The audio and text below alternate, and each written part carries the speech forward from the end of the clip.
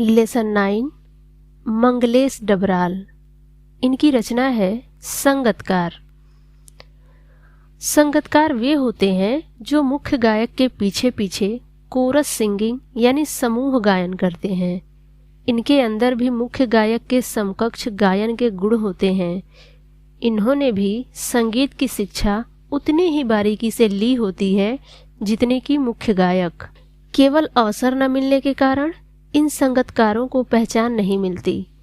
केवल गायन के क्षेत्र में ही नहीं, प्रत्येक क्षेत्र में सफल हुए व्यक्ति के पीछे कई अनजान लोगों का सहयोग होता है। कवि के अनुसार ये भी मान सम्मान के हकदार हैं। सिनेमा जगत की मासिक फिल्म पत्रिका चित्र भारती में ऐसे ही मुद्दों का समावेश है। ये पत्रिका आकाशवाणी के राष्ट्रीय प्रसारण चैनल व विविध भारती से प्रसारित किया जाता था। बढ़ते हैं कविता की ओर। मुख्य गायक के चट्टान जैसे भारी स्वर का साथ देती वह आवाज सुंदर कमजोर कांपती हुई थी। वह मुख्य गायक का छोटा भाई है या उसका शिष्य या पैदल चलकर सीखने आने वाला दूर का कोई रिश्तेदार। फर्स्ट स्टेंजा में कवि कहते हैं कि मुख्य गायक के भारी स्वर का साथ देती सुंदर व कांपती हुई आवाज थी। हो सकता है वह आवाज मुख्य गायक के छोटे भाई की हो या उसका शिष्य या फिर दूर से पैदल चलकर सीखने आने वाला दूर का कोई रिश्तेदार हो।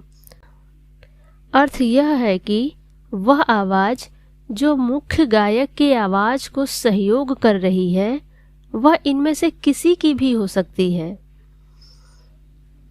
दूसरा स्टेंजा।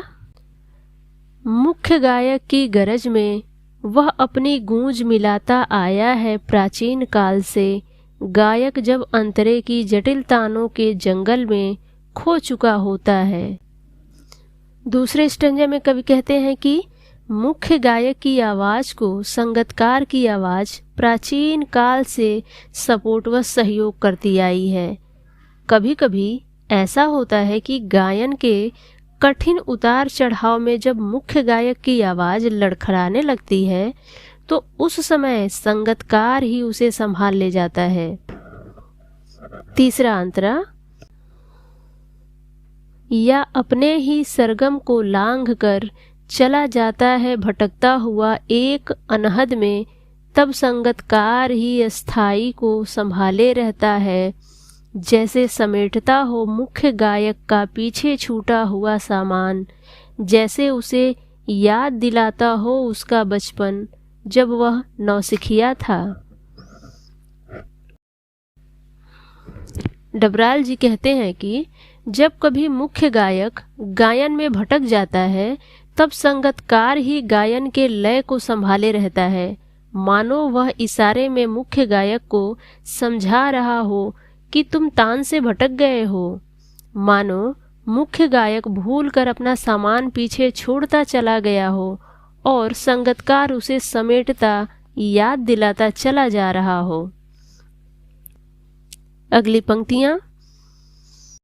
तार सप्तक में जब बैठने लगता है उसका गला, प्रेरणा साथ छोड़ती हुई उत्साह अस्त होता हुआ, आवाज से राख जैसा कुछ गिरता हुआ, तभी मुख्य गायक को ढांढस बांधता, तभी मुख्य गायक को ढांढस बंधाता कहीं से चला आता है संगतकार का स्वर।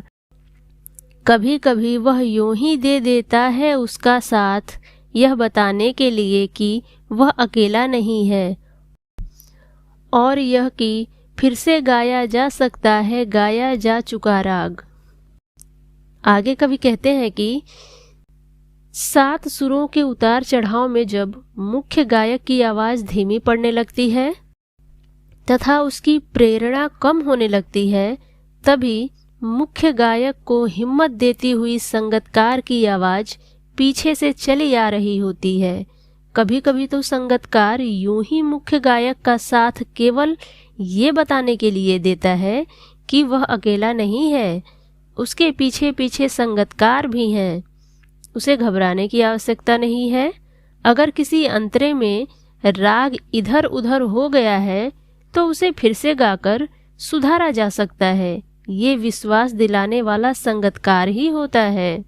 कविता की अंतिम लाइनें, और उसकी आवाज में जो एक हिचक साफ सुनाई देती है या अपने स्वर को ऊंचा न उठाने की जो कोशिश है, उसे विफलता नहीं, उसकी मनुष्यता समझा जाना चाहिए।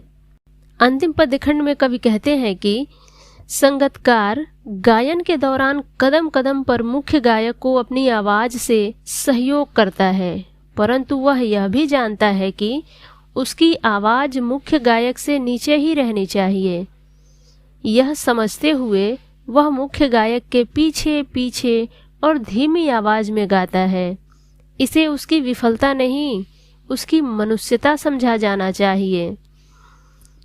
तो साथियों, ये रहा संगतकार कविता का भावार्थ।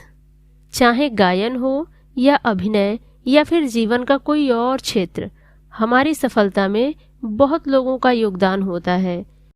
उन्हें भी पूरा मान सम्मान मिलना चाहिए। तो दोस्तों, इस कड़ी में बस इतना ही। मिलते हैं नेक्स्ट वीडियो में। नमस्कार।